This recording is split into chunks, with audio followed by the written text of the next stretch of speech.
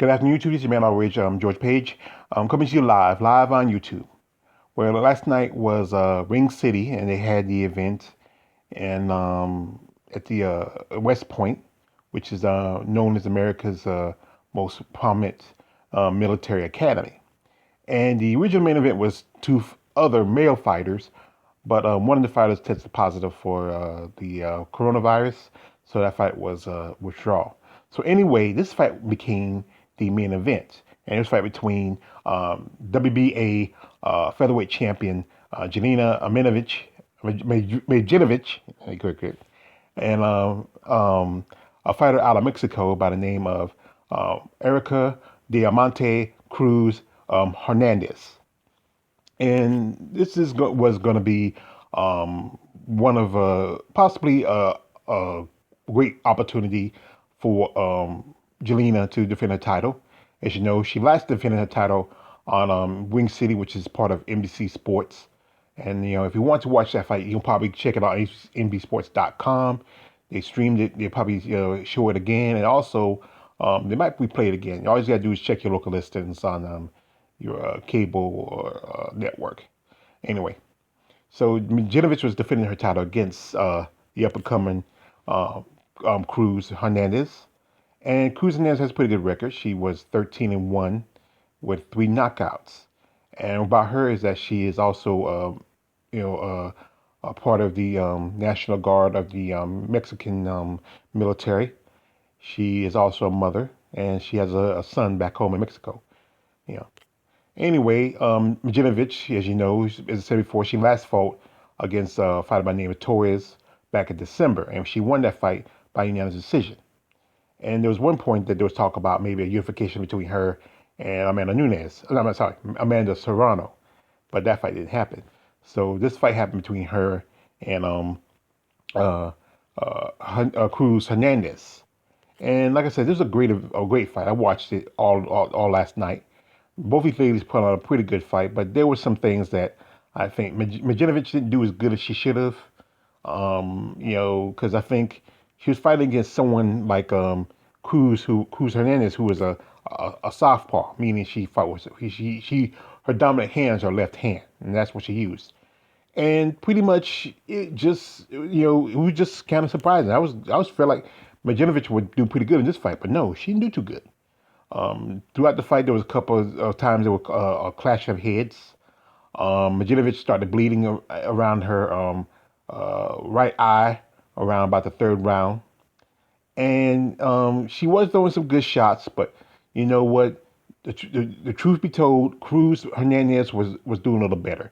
She was going body head shots. She's kind of like the same time like Amanda Serrano did in her last fight about a few months ago. And one point, Jelena's corner was telling her where was her head at, where was her head at. She seemed like she wasn't really there, and there were some points where she was pulled into Cruz Hernandez's fighting style. Cruz fights kind of more of like a brawler, and being with her years of boxing, Jelena has a record of 40 over. She has over pretty much about 50 some fights with which maybe 40 wins. Now it's 11 losses at the time, and 2 draws. But it's just that I think that Cruz Hernandez came out as the better fighter in this fight. So as I said before, during the fight I was watching the fight. There was a lot of clash of heads. Some points I believe that actually was more like strikes than clash of heads. And I think one point the commentators mentioned how they replayed some of the one round where they thought was a clash of the head, but it really was just Erika's striking was just on point. She's doing a lot of 1-2s, bodies to the head, and Cruz, she was just dominant throughout the whole round. I think one point I think the judge was giving the fight 10-7 in favor of Erika Cruz Hernandez. And Jelena, she just looked kind of frustrated. At one point, the referee stopped the fight to call in the doctor because, there was a lot of bleeding, and they want to see if it was obstructing her sight. And Jelena said, yeah, she kept on going, but she seemed like she was hesitant. So by the 7th round, the referee noticed a clash of heads, so he stopped the fight and said, "We're going to end the fight. And we're going to the scorecards." And we go by the scorecards. The way they were saying, the really it was going in favor of Cruz-Hernandez. So the fight ended up that the fight ended technical decision because of the clash of the heads, and then went to the scorecards. The scorecards were in favor of Erika Diamante Cruz-Hernandez, and she has now become the WBA Women's Featherweight Champion. And she was just so ecstatic about it. I mean, for one thing was her father supposed to come there and work her corner, but the problem was I wasn't sure. I think it might have been visa issues, or he might have been tested positive COVID. I forgot. They mentioned he wasn't there, and she was very dedicated. She dedicated the fight to her father, and she was very sad that he wasn't there. But like I said, this was a pretty good fight, and I want to say congratulations to Erika Diamante Cruz Hernandez. I mean, he came here to the states, fought on at the West Point, in front of our American troops, put on a pretty good fight. He represented both your military for being yourself a National Guard for Mexico, and you beat pretty much a very strong opponent at one point, a career boxer. But like I said, there was talk originally. I was watching the video that Amanda Serrano was watching from a home, and she was saying that whoever won that fight was going to be her opponent for unification of the WBA strawweight title. I mean, sorry, the featherweight title. And originally the plan was one point that there was going to be a fight between Amanda Serrano and Jelena MrdJenovich, but that didn't happen. I feel like personally, I think Jelena cherry picked Erika Cruz as possibly as an easy opponent. And you remember that cherry picking does not work out. You remember we talked about a while back on CS Combat Sport how Keith Elderbarge ponytail Thurman cherry picked Pac-Man Manny Pacquiao, but then got his tail handed to him. And I think the better fight would have been Amanda Serrano versus Jelena MrdJenovich, but it is what it is. Now, during the part of the fight, a lot of the commentators were talking about where Jelena's 38 years old, her age. And I mean, I get tired sometimes talking about, especially when we talk about women's age. She don't do as much as do with men, But Jelena is 38, and she has fought some wars. She fought some battles. And sometimes a fighter, when they get to a certain point of age, it does kind of slip aside. You can't always be like some people.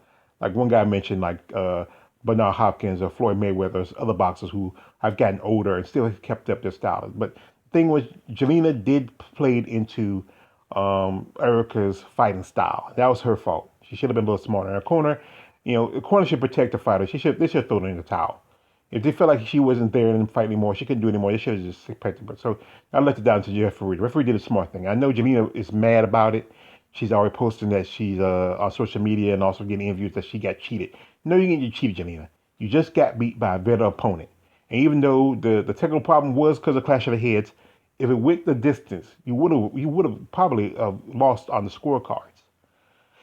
So what's the future for Jelena MrdJenovich? Well, she still has a couple of titles left. She can defend those titles. Or, she can always retire, vacate her titles, and focus on her life outside of boxing. That's a hard thing for a lot of these fighters. Even, women boxers, sometimes they don't want to walk away from the sport. They want to keep on going. Like people like Layla McCarty and Cecilia Brækhus, who have been in the fight game just as long as Jelena MrdJenovich. And it's just hard for a lot of fighters just to walk away, But here's the thing is, it's better to walk away as a top as you've been instead of just going in and staying longer and just be a punching bag for the next generation. So that's my advice for Jelena MrdJenovich, to really focus on your future. You're still young. You're just 30 years old. You're still young. You could settle down. I don't know. I think you might have a family. Maybe spend some time with your family. Maybe become a trainer.